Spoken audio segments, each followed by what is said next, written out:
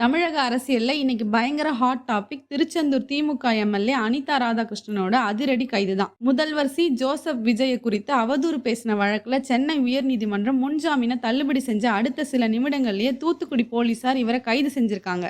ஒரு ஆண் எம்எல்ஏவுக்கு ஏன் அனிதான்னு பெண் பெயர் வந்துச்சு? இவரோட குற்ற வழக்குகள் பின்னணி என்ன? சுருக்கமா பார்ப்போம். இவரோட உண்மையான பெயர் ராதாகிருஷ்ணன். இவங்க குடும்பத்தினர் ஆரம்ப காலத்துல தூத்துக்குடியில அனிதான்ற பேர்ல ஒரு பெரிய பிசினஸ் பிராண்ட வச்சிருந்தாங்க. அந்த பிசினஸ் மூலமா இவங்க குடும்பம் ரொம்பவும் பாப்புலர். அதனால காலப்போக்குல இவருக்கு அனிதா ராதாகிருஷ்ணன் அடையாளமா மாறிடுச்சு. கட்சிகள் மாறினாலும் திருச்செந்தூர் தொகுதியில தொடர்ந்து பலமுறை எம்எல்ஏவா ஜெயிச்சு அசைக்க முடியாத முகம் இவரு.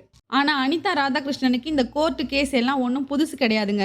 2001 அதிமுக ஆட்சி காலத்துல வருமானத்துக்கு அதிகமா சொத்து சேர்த்துதான் இவர் மேல பல கோடி ரூபாய் சொத்து குவிப்பு வழக்கு இருக்கு. இதை அமலாக்கத்துறையும் விசாரிச்சு இவரோட சொத்துக்களை முடக்கி இருக்காங்க. இது மட்டும் இல்லாம கடந்த 2011 ஒரு திமுக பிரமுகர் மீது கொலை முயற்சி வழக்கிலையும் இவர் 7வது குற்றவாளியா சேர்க்கப்பட்டு கைது செய்யப்பட்டவர் தான். இவருக்கு வாய் தான் எப்பவுமே பெரிய எதிரி. கடந்த 2024 நாடாளுமன்ற தேர்தல் பிரச்சாரத்தின் போது தூத்துக்குடி பொதுக்கூட்டத்துல பிரதமர் நரேந்திர மோடியை நோக்கி மேடையிலேயே மிக மோசமாக அநாகரிகமான கெட்ட வார்த்தையை நேரடியா தமிழ்ல பயன்படுத்தினாரு. இது அப்போ தேசிய லெவல்ல மிக பெரிய அரசியல் புயலையே கிளப்புச்சு. அப்போ தேர்தல் ஆணையம் இவர் மீது அவதூறு வழக்கு பதிவு செஞ்சு நோட்டீஸ் அனுப்பிச்சு. அதே பாணியில இப்ப முதல்வர் விஜயோட மத பின்னணி இழுத்து நான் என் பேரை ஜோசப் ராதாகிருஷ்ணன் மாத்திக்கிட்டா ஓட்டு போடுவீங்களான்னு தொகுதி கிறிஸ்துவ மக்கள் கிட்ட வம்பிழுத்திருக்காரு. அது மட்டும் இல்லாம பொதுக்கூட்ட மேடை முதலமைச்சரை தனிப்பட்ட முறையில தரம் தாழ்த்தி அநாகரிகமான வார்த்தைகளை பயன்படுத்தி பேசியதாக குற்றம் சாட்டப்பட்டிருக்கு. இதனால தாவேகா தரப்புல கொடுத்த புகாரின் பேர்ல பொது அமைதியை குலைத்தல் உள்ளிட்ட பிரிவுகள்ல வழக்கு பதிவு செய்யப்பட்டு சென்னை உயர்நீதிமன்றம் முன்ஜாமீனை மறுத்த நிலையில இப்ப அதிரடியா கைது செய்யப்பட்டிருக்காரு.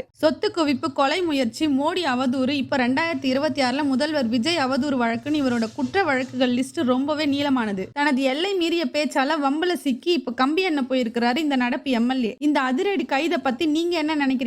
கமெண்ட்ல சொல்லுங்க.